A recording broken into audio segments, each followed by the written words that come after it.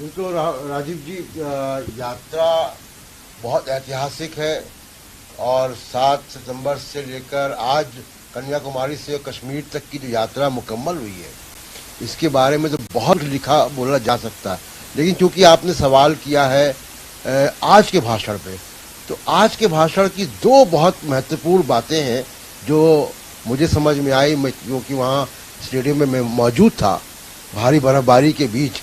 एक तो उनका भाषण बहुत भावुक था और कई जगह राहुल गांधी अपनी यात्रा को लेकर बहुत भावुक क्षण याद कर रहे थे। और दूसरा, एक उन्होंने जो आज पहले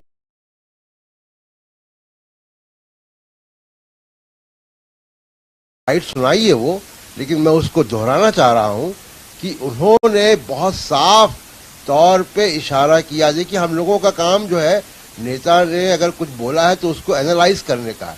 तो राहुल गांधी इसमें कहना क्या चाह रहे हैं? मुझे लग रहा है कि देश में एक सिंडिकेट की तरफ इशारा किया है, यानी नरेंद्र मोदी, प्रधानमंत्री, गृह मंत्री अमित शाह और एनएसए अजीत डोभाल, ये सिंडिकेट के बारे में बहुत चर्चाएं दबी जुबान में सत्ता के गलियारों में भी होती हैं, विपक्ष में भी होती हैं, मीडिया में भी होती हैं और आम जनता में भी होती हैं।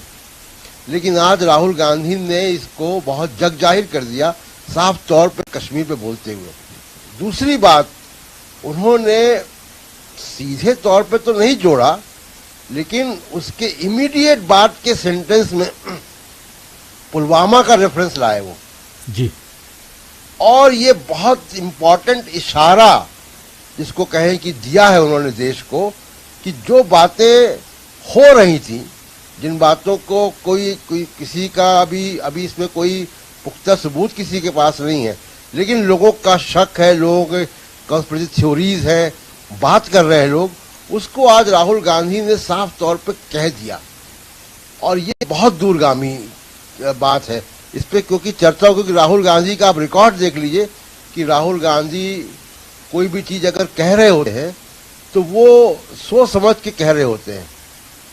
यानी अगर ये एनएसए अजीत डोभाल का नाम भाषण में आया है तो यूं ही किसी स्पीच राइटर ने नहीं लिख दिया या राहुल गांधी के मन में आया उन्होंने बोल दिया।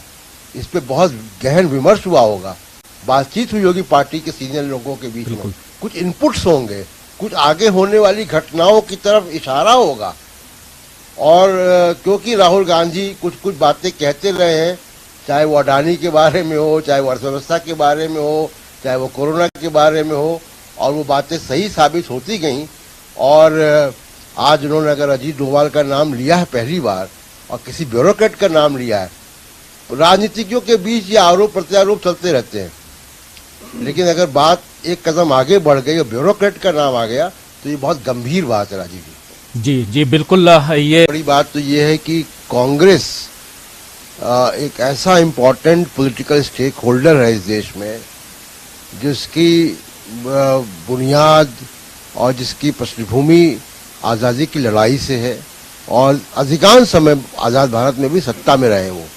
लेकिन पिछले कुछ 7-8 साल में कांग्रेस का मोराल बहुत डाउन था 2 चुनावी हार के बाद। और मोराल डाउन के अलावा सबसे बड़ी बात जो पिछले 8 साल से भी और थोड़ा पीछे भी जाके देख सकते हैं कि कांग्रेस के अंदर एक वैचारिक संकट पैदा हो गया था।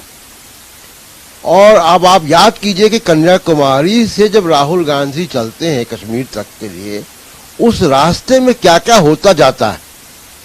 तो जो कांग्रेस के अंदर वैचारिक द्वंद्व था, यानी आर्थिक नीतियों को लेकर, मोदी सरकार की नीतियों की आलोचना को लेकर, हिंदुत्व के सवाल को लेकर, बहुत सारे ऐसे बातें थी जो कांग्रेस में एक रूपता नहीं थी।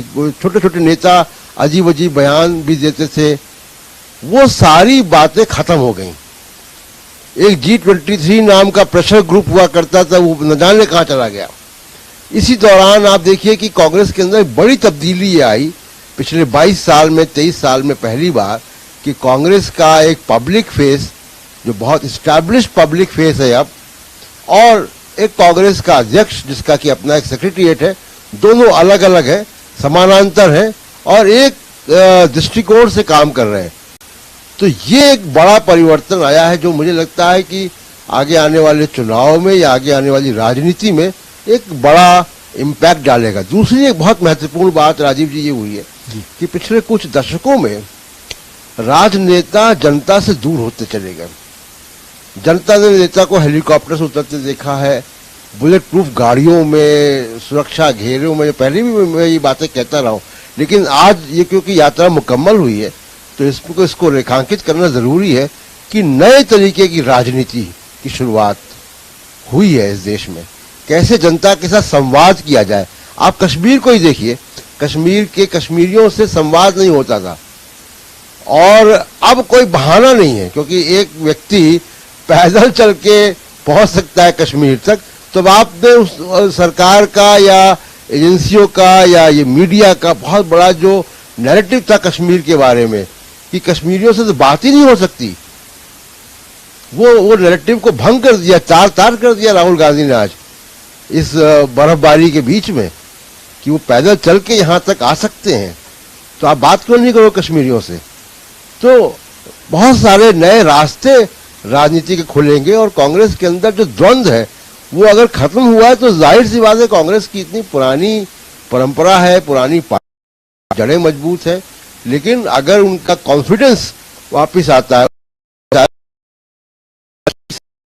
तो बाहर निकल गए हैं, तो जाहिर सी बात है कि ये भारतीय राजनीति के लिए एक नया अध्याय शुरू होने जा रहा है।